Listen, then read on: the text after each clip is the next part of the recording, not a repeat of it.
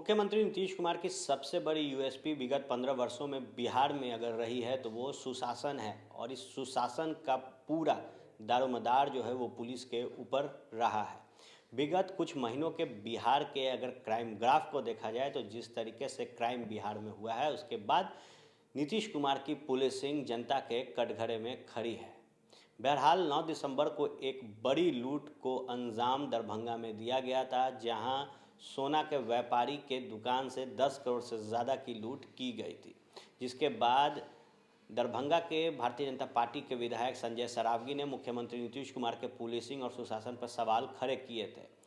बताते चले कि घटना के 3 दिन के बाद ही जो दरभंगा के सीनियर एसपी हैं बाबू राम, उन्होंने मीडिया में बयान दिया था और कहा था कि जो आरोपी हैं इस लूट के, उन्हें गिरफ्तार कर लिया गया है। 7 लोगों को गिरफ्तार करने की बात कही गई थी। इसके साथ ही जो लूट के तार थे उसे हाजीपुर से जोड़ते हुए कहा गया था कि मुख्य आरोपी हाजीपुर का है, जिसका नाम मनीष सहनी है। बहरहाल मनीष सहनी के गिरफ्तारी के लिए पुलिस लगातार छापेमारी कर रही थी और इसी क्रम में मनीष सहनी के पत्नी को पुलिस ने उठा लिया था। बाबत में मनीष सहनी पुलिस के हाथे तो नहीं लगा, लेकिन उसने बुधवार को कोर्ट में सरेंडर कर दिया। बताते चले कि मनीष के सरेंडर करने से पहले मनीष ने सोशल मीडिया पर एक वीडियो डाला था, जिसमें उसने पुलिस पर बड़ा सवाल खड़ा किया था। मनीष ने वीडियो के माध्यम से मुख्यमंत्री नीतीश कुमार से कहा था कि आपकी पुलिस जबरन लोगों को फंसाती है। इसके साथ ही मनीष ने कहा कि दरभंगा में जो लूट हुआ है उससे उसका कोई वास्ता नहीं है। मुख्यमंत्री नीतीश कुमार से अनुरोध करते हुए मनीष सहनी ने कहा कि इस मामले की सीबीआई जांच करवाइए और जो अगर मैं दोषी पाया जाता हूं तो मुझे फांसी पर चढ़वा दीजिए। बहरहाल जिस तरीके की लूट हुई थी, उसके बाद पुलिस प्रशासन जिस तरीके से एक्शन में आया और अब जब मनीष कह रहा है कि इस मामले की सीबीआई जांच करा दी जाए, तो कहीं ना कहीं पुलिस की बड़ी जवाबदेही सामने बनती है। जो तमाम खबरें होंगी राजनीतिक गलियारों से, वो आपको फर्स्ट बिहार झारखंड पर मिलेगी। बने रहे फर्स्ट बिहार के साथ। धन्यवाद। आज इस केस का एक मुख्य अभियुक्त मनीष सहनी ने हाजीपुर कोर्ट में सरेंडर किया है। वहाँ के एक स्थानीय केस में सरेंडर किया है। अब इनको हम रिमांड पर लेने जा रहे हैं। पूछताछ के लिए दरभंगा यहाँ लाया जाएगा रिमांड पर, और उसके बाद इसमें केस में आगे की कार्रवाई बढ़ेगी। इसमें क्या बताया सर इस केस को लेकर? अभी तो पूछताछ नहीं हो पाई है। वो रिमांड पे यहाँ आएंगे तभी उनसे पूछताछ हो पाएगी। यहाँ पे जो 7 अभियुक्त हम लोगों ने जेल भेजे हैं इस केस में, उसमें से एक मुख्य अभियुक्त यहाँ के थे भूषण सहनी, जो उनके रिश्तेदार हैं।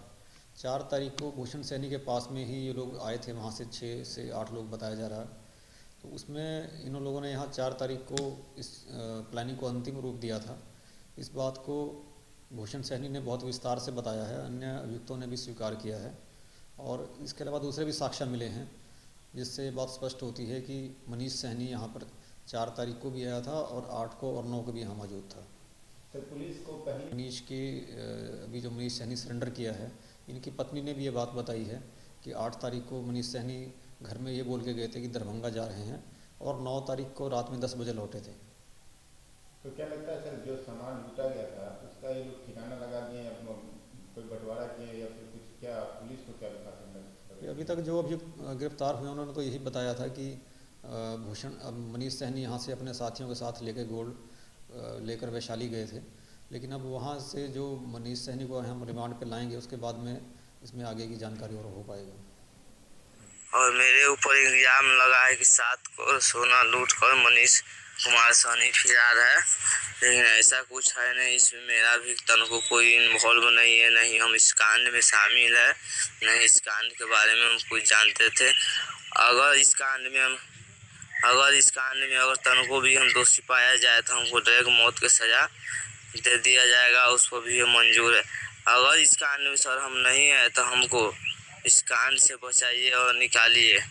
हम नीतीश जी से गुजारिश है कि कांड को कैसे सीबीआई जांच करवा के जितना भी आरोपी है, मेन आरोपी को पकड़ा जाए और बेगुनाह को इस केस से बचाया जाए। आंसू, भुट्टा और हम गए थे, रोहित गया था, अमन गया था, 5 आदमी गए थे हम लोग। आज कैसे नहीं सर, हम लूट में हाइते नहीं है तो कैसे साथ लेंगे? तुमको कांड 7 करोड़ का था, 5 करोड़ का था, तुमको कितना मिलता है, कितना चाह रहा कुछ था? नहीं, हम उसमें ये क्लू तक नहीं जानते हैं। क्लू जानते हो ना कहीं तुम जुड़े हुए हो ना? नहीं सर, उसमें हम जुड़े हुए तनको नहीं है, हम्म, साफ नहीं है जुड़े हुए। जाने का क्या मकसद था? तुम अचानक क्यों जाओगे वहाँ पर? वहाँ कैसे गया? बुलाया तो गए सर, इमरजेंसी में बुलाया, इमरजेंसी में कोई क्या नहीं इमरजेंसी बुला था? पूछा नहीं क्या इमरजेंसी है?